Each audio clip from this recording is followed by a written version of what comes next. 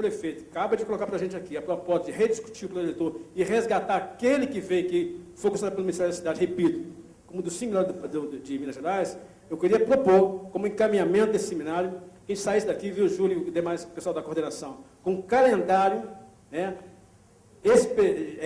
um calendário de discussão permanente e que a Prefeitura, viu, Carlinhos, se comprometesse em publicar esse calendário no Jornal da Cidade para poder chamar essas audiências do plano diretor. E queria só aproveitar a oportunidade, viu, o Carlinhos também, você cobrou da gente a questão dos vereadores, não foi chamado, mas eu também queria, a dialética também é verdadeira. Eu me lembro, na segunda conferência, na terceira eu estava na prefeitura, nós chamamos a segunda e terceira conferência da cidade de Nova Lima, não teve um vereador presente nem na segunda nem na terceira conferência. Então, a dialética tem que ser de mão dupla, né? Então, eles também têm que se colocar. E, para terminar, eu queria propor também a você, Carlinhos, a presidente Dilma acaba de eleger o ministro Gilberto Carvalho para ser o interlocutor entre ela e o movimento. Então, está sendo agendado com o ministro Gilberto Carvalho, todos os movimentos sociais, todos os segmentos da sociedade brasileira vão sentar, o Miguel deve nos representar agora na próxima reunião com o ministro, numa pauta, numa agenda que nós vamos sentar com a presidente Dilma.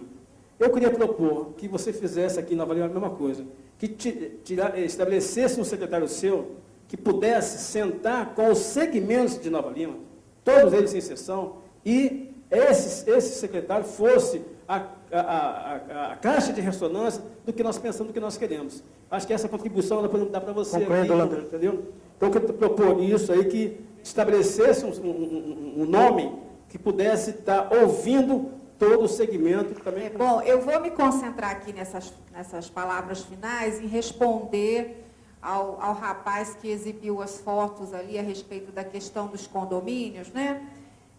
Na verdade, eu não conheço essa situação desses condomínios a que você faz referência, mas eu imagino que é aquela hipótese em que forma-se uma associação e negocia-se junto ao poder público o fechamento, né, a construção de muro, colocação de guarita, e a partir daí passa-se a exigir a identificação das pessoas que querem ingressar naquele suposto condomínio, né? Na verdade, a maioria desses condomínios tratam-se de loteamentos que foram aprovados, que têm áreas públicas, vias, praças, parques, áreas institucionais que são de uso comum do povo, né? E que com esse cercamento, com esse acordo, acabam ficando de uso privativo daqueles moradores, né? Isso, na visão do Ministério Público, não só de Minas Gerais, como do Brasil, na grande maioria, é ilegal porque é apropriação do patrimônio público pelo particular e sem a demonstração do interesse público, né? Não que seja vedado absolutamente, mas tem que ficar caracterizado o interesse público. Toda cessão de bem público só pode ser feita ao particular se for para atender ao interesse público, né? E eu sei, porque eu acompanho o trabalho da doutora Andressa, que ela ajuizou várias ações questionando esse fechamento com cancela, né, com essa proibição de livre trânsito nas áreas públicas. Tem sido exitosa a grande maioria das ações, né, mas, de qualquer forma, a gente quer deixar claro que não concorda com isso e que é ilegal, né? Eu queria aproveitar aqui para encerrar a minha fala, agradecer, parabenizar o SOS pela iniciativa de realizar, né, a discussão. A gente já verifica que, se uma coisa valeu a pena, vai ser a gente poder discutir aqui o plano diretor, né? Então, eu queria agradecer e parabenizar a todos e colocar o Ministério Público à disposição, né? O Ministério Público está lá, quem quiser manda e-mail, telefona, vai pessoalmente. Não há nenhuma burocracia para acessar o promotor de justiça. Muito obrigada. Obrigado, doutora Marta. Prefeito Carlinhos. Bom, primeiramente, eu quero agradecer ao convite e a possibilidade de poder participar e discutir essas questões que a gente teve a condição de fazer. A questão dos falsos condomínios que o Wesley coloca, acho que a doutora Marta já contornou em sua totalidade dos aspectos de legalidade e de possibilidades deles existirem ou não. Eu queria me colocar enquanto prefeito diante dessas questões. Primeiro, quando a gente assumiu o governo, essas situações eram todas já existentes. Estou cansado de saber que qualquer loteamento, não estou aqui retrucando a doutora Marta não, tá? Estou concordando com ela.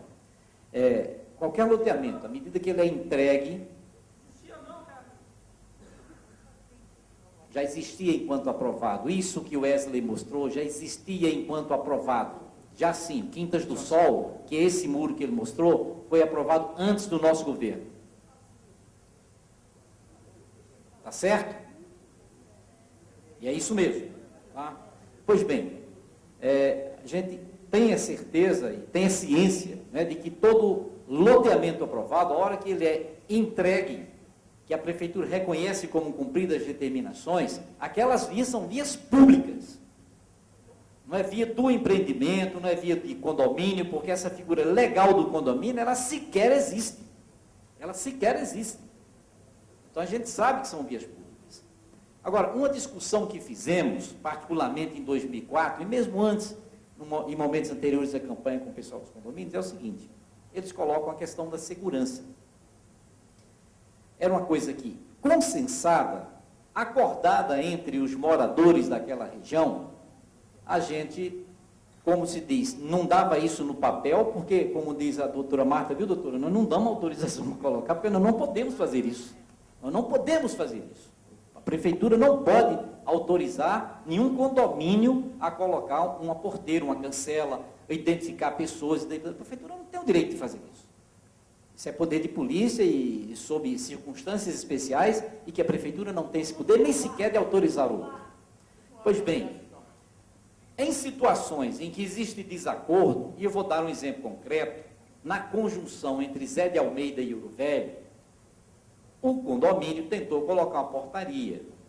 Os moradores, parte do próprio condomínio e parte do Zé de Almeida, que é o bairro vizinho, se manifestaram contrários, recorreram à prefeitura e a prefeitura impediu a instituição da cancela.